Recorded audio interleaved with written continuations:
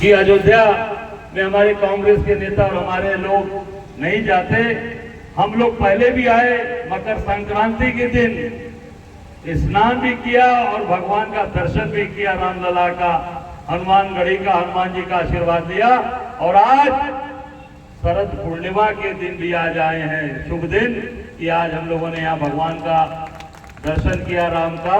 अयोध्या आए और बिना राम का दर्शन किए कैसे जा सकते, और हनुमानगढ़ी का भी, हनुमान जी का भी आशीर्वाद लिया पुण्य दिन। ये संयोग है, ये कुछ तय नहीं था कि हम सब लोग आज के दिन ये कार्यक्रम पूर्णिमा के दिन रखेंगे, पर देखिए ऊपर वाले की मर्जी। निश्चित तौर से आज चीजें इस तरीके की चीजें बनी, संयोग बना कि हम सब लोग आज इस पुनीत दिन और पुनीत पर्व पर आज आपके बीच में आए। आज ये हमारा 8वां संविधान बचाओ संकल्प सम्मेलन है, और इसके आगे दो भी, एक मुरादाबाद कुंदरकी में कल है, परसों गाजियाबाद में होकर फिर ये 10 हमारे सम्मेलन पूरे होंगे। और पूरी ताकत के साथ हमारे कांग्रेस के एक कार्यकर्ता, हमारे भाई इस पे लगे हैं। और निश्चित तौर से मैं इसके लिए यहाँ की पूरी टीम को, अपने सत्यनारायण जी और इनके जिलाध्यक्ष आलोक जी, मल्ल जी, मिंटू जी, हमारे जितने सचिव महासचिव हमारे प्रदेश के हमारे साथी लगे, हमारे कार्यकर्ता लगे, उनको दिल की गहराई, यहाँ के सभी हमारे साथी ब्लॉक अध्यक्षगण, हमारी महिला अध्यक्ष और सभी हमारी बहनों को, सबको ढेर सारी मैं शुभकामनाएं देता हूं कि आप सब लोग मजबूती के साथ इस पे काम किया और उसका परिणाम सामने दिख रहा है। जैसा मुझे पता चला कि आप सब लोग यहाँ पर महीनों से आके काम कर रहे हैं। पूनिया जी जैसे लोग जो 70 साल से ऊपर हो गए हैं, रिटायरमेंट हुए, मुझे लगता है कि 12-15 साल हो गए, 28 साल हो गए। सोचिए, उसके बाद मुझे लगता है कि 80 साल के हो गए होंगे, हैं? 88 साल,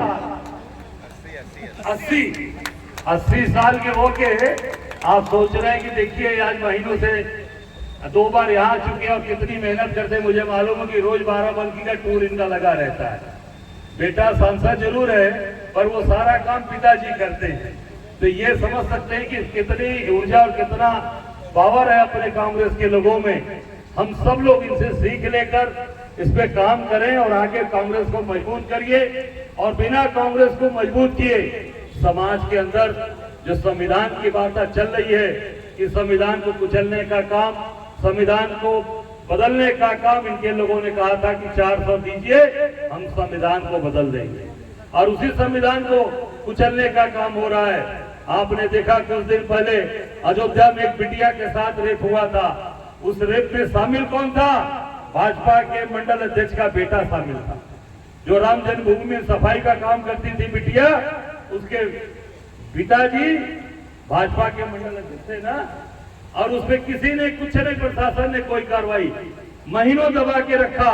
पर जब हमारे पत्रकार साथियों ने, हमारे कांग्रेस के लोगों ने उसको उठाया, तब जाकर वो मामला सबके संज्ञान में आया। और मैं स्वयं उस बिटिया के घर गया, उसके परिवार, उसके पिताजी से मिला, और निश्चित तौर से हमारे लोगों ने आर्थिक सहयोग भी किया। हमारे जिला की टीम ने, जिला अध्यक्ष ने और सब लोगों ने आर्थिक सहयोग किया।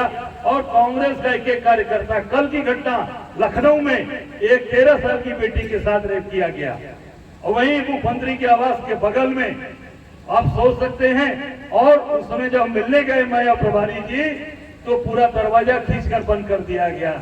झलकारी बाई अस्पताल है हजरतगंज चौराहे पर, पूरा का पूरा शटर खींचकर बंद कर दिया गया, ताकि कोई कांग्रेस का आदमी अंदर न जा सके। हजारों की संख्या में हमारे कांग्रेस के कार्यकर्ता उस अस्पताल को घेर कर खड़े थे कि हम बच्ची को न्याय दिलाएंगे। और हम जब लोग गए तो प्रशासन से नोकझोंक भी हुई, पर मैं और प्रभारी जी हम लोग अंदर गए, जाके सीएमएस से बात किया, और बच्चे के समुचित इलाज के निर्देश हमारे प्रभारी ने दिया। हम लोगों ने कहा जो भी इसमें दिक्कत आएगी, पैसे रुपए किसी की आवश्यकता होगी, वो भी दिया। और 50,000 रुपए तत्काल कांग्रेस पार्टी ने उसके परिवार को वहां सहयोग किया। हम जहां भी जाएंगे, हम गरीबों के साथ खड़े हैं। हम आपके साथ अत्याचार अन्याय नहीं होने देंगे। ये अडानी और अंबानी आज आप देख सकते हैं अयोध्या के अंदर ये जो विकास दिखा रहे हैं, इस विकास में जो सबसे बड़ा मलाई कौन काट रहा है? सब पैसा कहां जा रहा है अयोध्या के विकास का? आप बताइए, अयोध्या वासी हो आप लोगों के पास कोई काम है? सारा काम कौन कर रहा है? अरे धीरे मत बोलो, जरा दबा के बोलो भाई। सब गुजराती लोग काम कर रहे हैं। सारा पैसा गरीबों को नहीं मिल रहा। अयोध्या के लोगों का मकान तोड़ा गया, जमीनें हड़पी गई, लोगों के दुकानें तोड़ी गई। सब होटल, बड़े बड़े अमित शाह का बेटा होटल बनवा रहा है? सेना की जमीन भी बेच दी गई, अडानी को दे दी गई, और अमित शाह का बेटा अरबों रुपए का 5 स्टार 7 स्टार होटल लेके आ रहा है। जैसा सोचो अब गुजरात के लोगों का अयोध्या पे कब्जा हो गया है। सारी कंपनी गुजरात की कर रही है। प्रसाद भी, मुझे जहां तक मेरी जानकारी है कि प्रसाद भी जो बांटा जा रहा है वो भी गुजरात की कंपनी के द्वारा बांटा जा रहा है। बनारस में बाबा विश्वनाथ की नगरी से जहां से मैं आता हूं, हम लोगों ने छक्के तो छुड़ाए मोदी जी को। काशी की जनता ने इस पर एहसास करा दिया, पर आप लोगों ने उस पर मुहर लगाकर अयोध्या से पूरी तरीके से उनको हरा कर भेजा। हम लोग थोड़ा चूक गए, पर 6 राउंड प्रधानमंत्री को पीछे ढकेला काशी की जनता ने। तो मैं अयोध्या के लोगों को धन्यवाद देना चाहूंगा कि आपने पूरे देश के अंदर उनको बताया कि अत्याचार अन्याय अब चलने वाला नहीं है, और पूरा कब्जा गुजरात के लोगों को एक कर दिया लिया के। बनारस में भी बाबा विश्वनाथ का जो प्रसाद, जो बनारस के लोग, बनारस की कंपनियां बनाती थी, बनारस की महिलाएं बनाती थी, जो बेचारी विधवा हो गई थी, जो बेचारी अनाथ हो गई थी, वो महिलाएं अपना एक समूह बनाकर बाबा विश्वनाथ का प्रसाद बनाकर अपना जीविकोपार्जन करती थी, वो भी उनसे छीन लिया गया। आपने पढ़ा होगा अखबारों में। वो किसको दे दिया मालूम है कि नहीं? बाबा विश्वनाथ का प्रसाद कौन कंपनी बनाएगी?